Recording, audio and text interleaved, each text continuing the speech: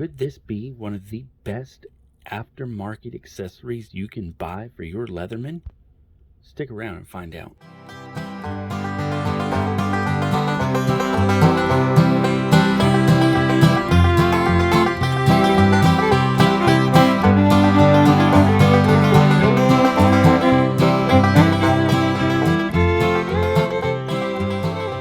Good evening, everyone. Mad Dog EDC here, coming at you with another tabletop video.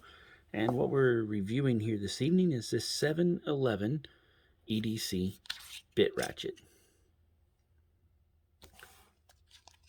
Overall, really impressed with this ratchet. I love the tin that it came in. A lot of potential uses for this, but another video for another time.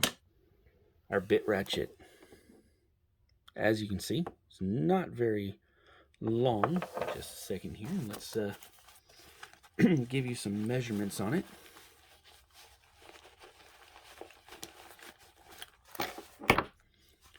My trusty Zippo tape measure.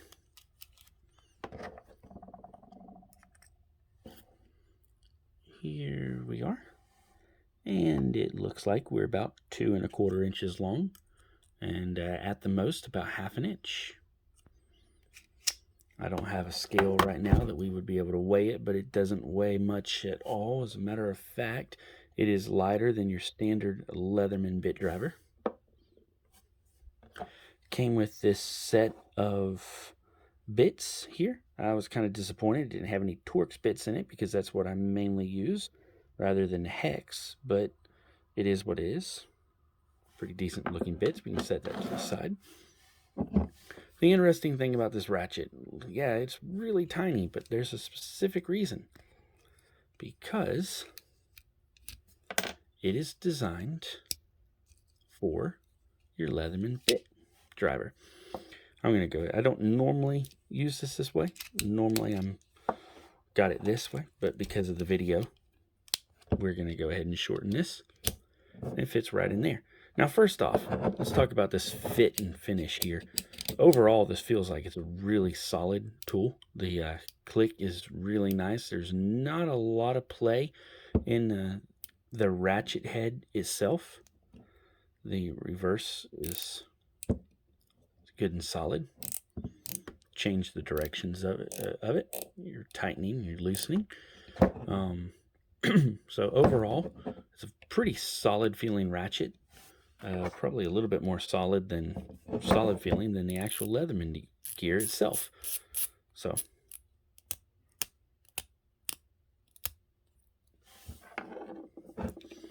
and in the bit driver, it rattles a little bit up and down this way. There's a little bit of play in there. You can see that. This direction, there's not much. You can see that there. Let's kind of compare it to the Leatherman gear itself.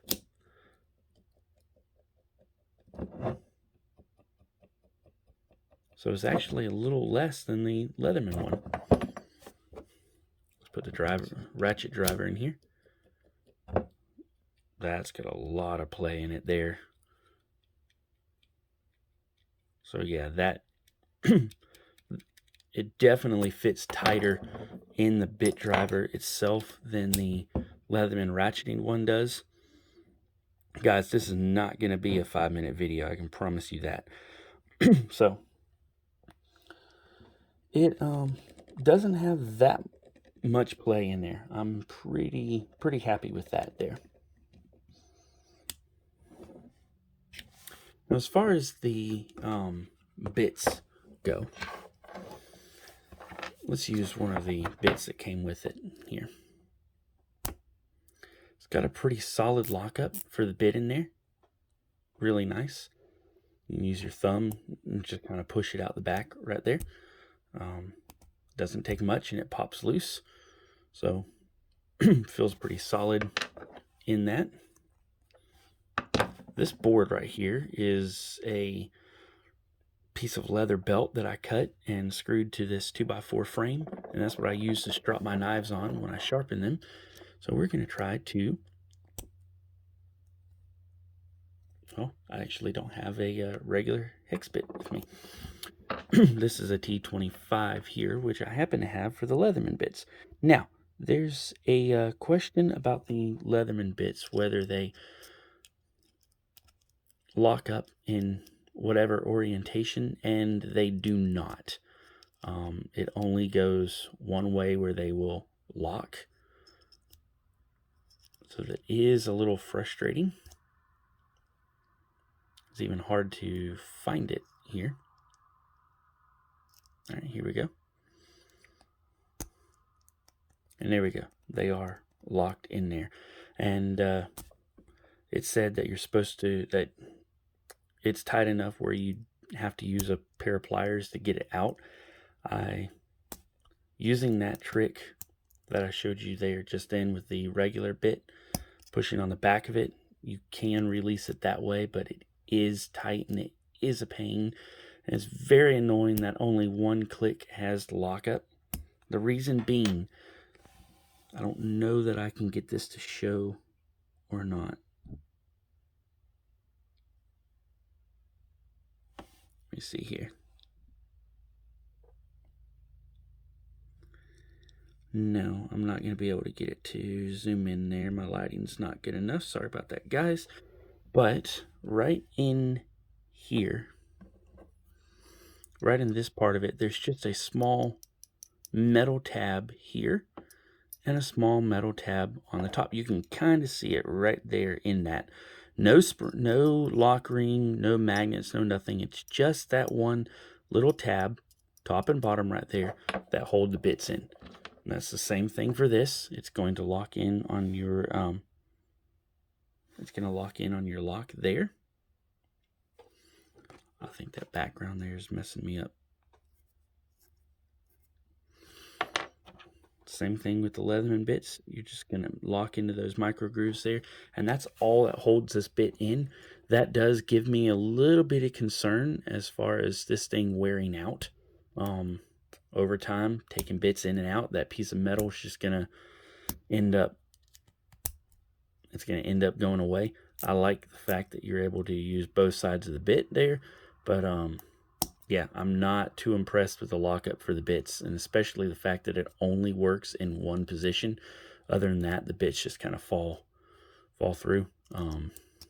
So I don't feel like they could have done a bit better job with that. But as I said, all you got to do is just put your fingers on either side of it and push down with your thumb, and it's out. Same thing with the other. You just use your thumbnail, push on it, and it's out. That took care of it pretty easily. What other questions did we have here? Kind of look at my Facebook page. Wolfgang asked about the lockup in every position or only in one of the 3 possible inside the hex.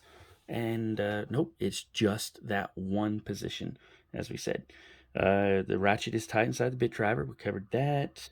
How does it feel as far as the lockup with the bit? So, as you can see, like I said, we got T25 there. Let's go ahead and put that in. Lock it in.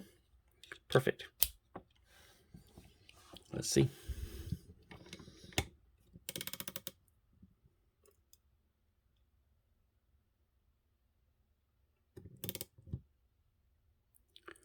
That flex is actually in the bit itself.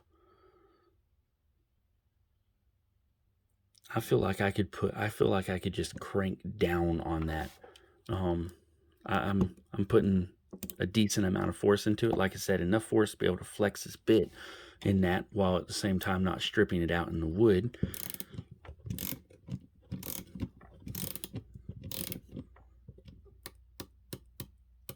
It's supposedly a 60 tooth. You can see how much play is in it there.